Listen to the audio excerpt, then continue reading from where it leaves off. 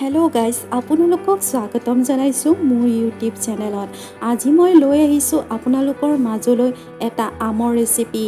আম আমাৰ স্বাস্থ্যৰ বাবে খুবেই উপকাৰী। আমাৰ শৰীৰত থকা বেড কলেষ্ট্ৰল আমে নিয়ন্ত্ৰণ কৰে। ইয়াৰ উপৰিও আমাৰ চকুৰ ৰশ্মি বঢ়োৱাটো ই আমাক সহায় কৰে। লগতে আমাৰ পাচন ক্ৰিয়াৰ বাবেও ই খুবেই উপযোগী। তেনেহ'লে বলকচোন অলপো পলম নকৰাকৈ এই আমৰ ৰেচিপিটো কিদৰে বনাব লাগে শিকোঁ। প্ৰথমতে মই আমখিনি ভালদৰে ধুই লৈ ইয়াৰ বাকলিখিনি গুচাই লৈছোঁ আৰু ইয়াৰ পিছতে মই এই আমখিনি সৰু সৰু টুকুৰাত কাটি ল'ম। এতিয়া মই গোটেই সামগ্ৰীখিনি এইদৰে লৈ লৈছোঁ। এয়া হৈছে কাটি ৰখা আম, এয়া পাঁচফোৰণ, হালধি, গুড়, নিমখ আৰু শুকান জলকীয়া। আপোনালোকে আম যিমান পৰিমাণৰ লয় সেই জোখমতেৰে আপোনালোকে বস্তুখিনি ল'ব লাগিব।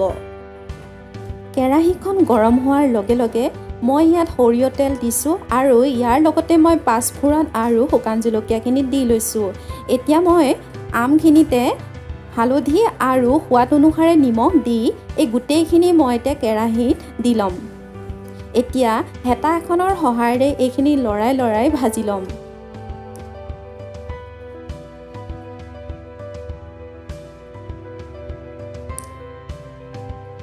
এতিয়া ইয়াৰ পিছতে মই ইয়াত গুড়খিনি দি লৈছোঁ।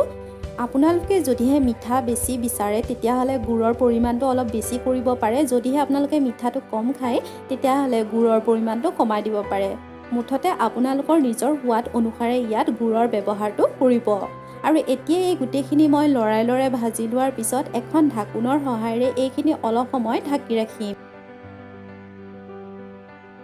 আপোনালোকে এইখিনি খুব বেছি 5ৰ পৰা 7 মিনিটমান ঢাকি ৰখাৰ পিছতেই এই আমৰ টকটো প্ৰস্তুত হৈ যাব। এতিয়া মই আপোনালোকক দেখাইছোঁ আমাৰ অলপ জুহালৰ দৃশ্য। এইখন আমাৰ জুহাল হয়। এনেধৰণে আমি ৰাখিছোঁ। ইফালে এখন খিৰিকী আছে ধোঁৱাবিলাক ওলাই যাবৰ বাবে। যিহেতু গাঁৱৰ ঘৰ জুহালটো থাকিবই। এতিয়া মই ঢাকোনখন আঁতৰাই দিছোঁ। এয়া আমাৰ প্ৰস্তুত আমৰ টেঙা মিঠা টক। এই টকখন আপোনালোকে ৰুটি অথবা ভাতৰ লগত খাব পাৰে। যদিহে আপোনালোকৰ মোৰ এই ৰেচিপিটো পচন্দ হয় তেতিয়াহ'লে লাইক আৰু শ্বেয়াৰ কৰিব। আজিলৈ আহিছোঁ, ধন্যবাদ।